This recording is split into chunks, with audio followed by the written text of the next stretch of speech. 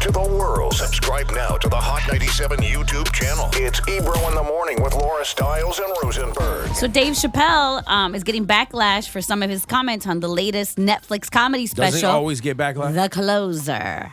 So check out this audio. Here's where he weighs into the baby controversy.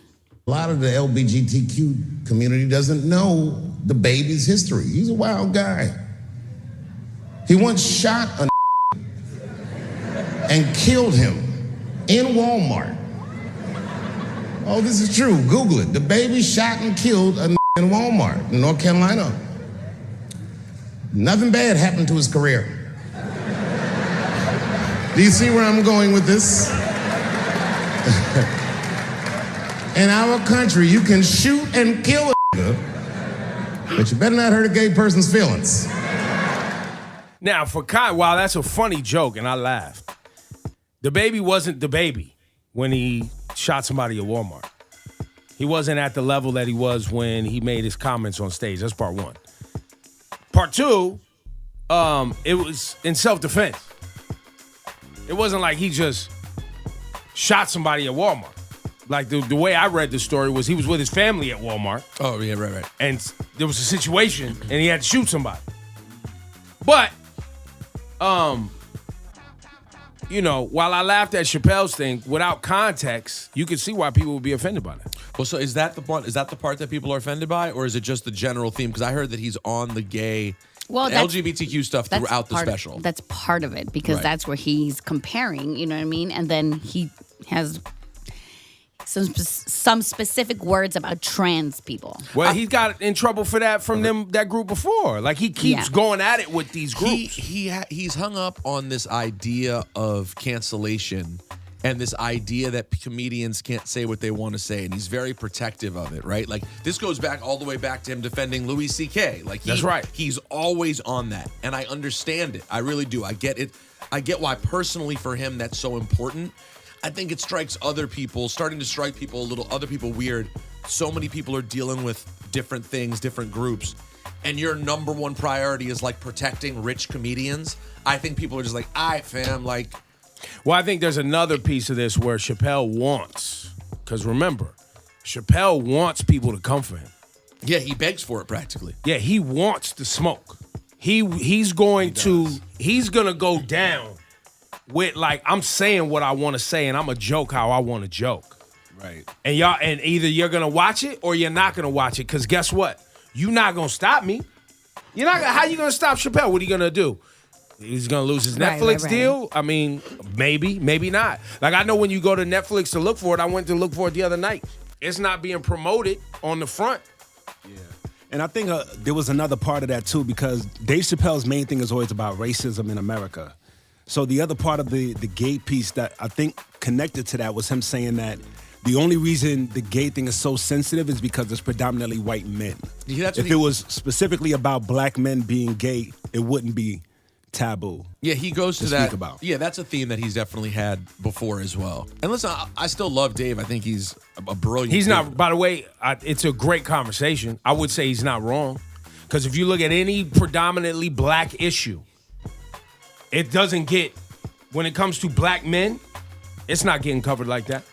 Yeah, it's just, I think the way a lot of people feel is that, though, while that may be true, when you constantly bring up the LGBTQ community, it feels like you're picking on them. Yeah, and it's 100%. like, why are you're not talking about the bigots, you're not talking about the racists, you're talking about another group that has their own problems. Why are you always bringing them up? Yeah, I think that's how people feel. And just to piggyback on what you said, Ebro, also, black trans folks don't get the coverage.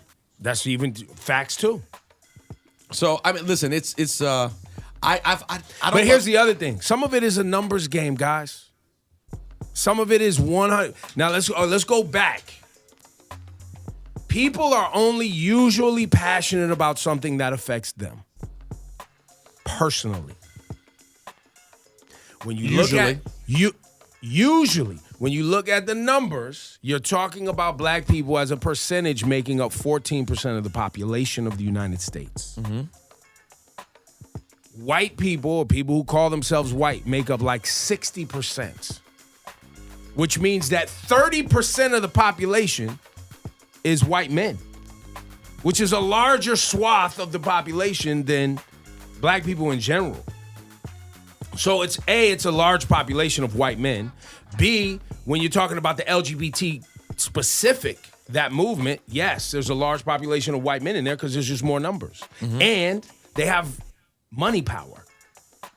They own businesses. So it's going to get a lot of coverage. That's what a lot of times people don't even want to factor in, but that also plays into the racist part of America, in my opinion. Because now when you bust down all of these lines, you're talking about large groups of people who don't relate or care about the smaller groups of people because it doesn't affect them personally. Mm-hmm. And that's why we always end up having these conversations about why doesn't this get the coverage or why doesn't that get the coverage or why doesn't, how come they're not talking about this or how come, because the larger groups don't relate. And most people choose to worry about the things in their own bubble. Right. And in fact, and I just want to reiterate, that is the main problem of our society. 1,000%. That is it. We all only care about our bubble. Oh, absolutely. Yeah, like how many issues do people stand up for that has nothing to do with them? Yeah. Right. I'll say this, though. When Chappelle started getting into the very anti-cancel culture thing, it puts his Venn diagram in a weird spot. You're now standing in a weird spot he's with Joe Rogan. Yeah. He's in the like move some of the but a lot of people anti-vaxxers are in there. But a lot of people are in that. Yeah, but it's a weird space to be in. The people writing pro reviews of this thing were like Fox News and OWN. Like that people, you know what I'm saying?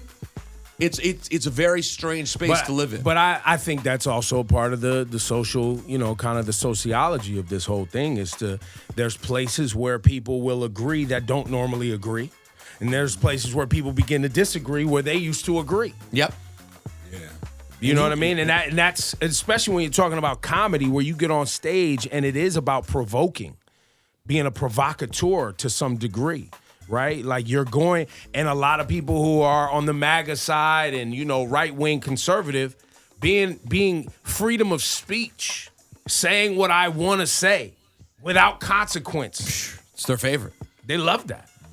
You know what I mean? But there's also people on the left who, in theory, want that, but then go, yeah, but you can't say that. And don't say that. That's offensive. And you can't offend people. And you can't say it was like, wait, but I thought you was okay with people. But not if you hurt people's feelings.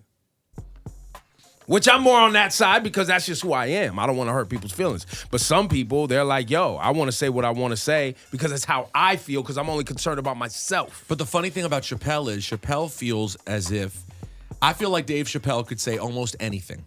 And people would be like, he's Dave Chappelle, he's brilliant, I'm interested in what he's saying. And it's almost like there's a psychological piece with him where it's like, that's not enough. He wants to go further. Yeah. He wants to poke you to the point that even the people who are like, nah, I'm good. Keep going, keep going, keep going. He's like, all right, I'm going to keep going. I'm going to keep going. I'm going to keep going. Sometimes it hits perfectly. Like that special he did about George Floyd, that was the 8:32, whatever the exact amount of time was. That one was amazing where like he never made a joke. You were waiting for the joke. There wasn't a joke. He made you just feel the pain of George Floyd's death. Then there are other times when but that's only because you agree with that.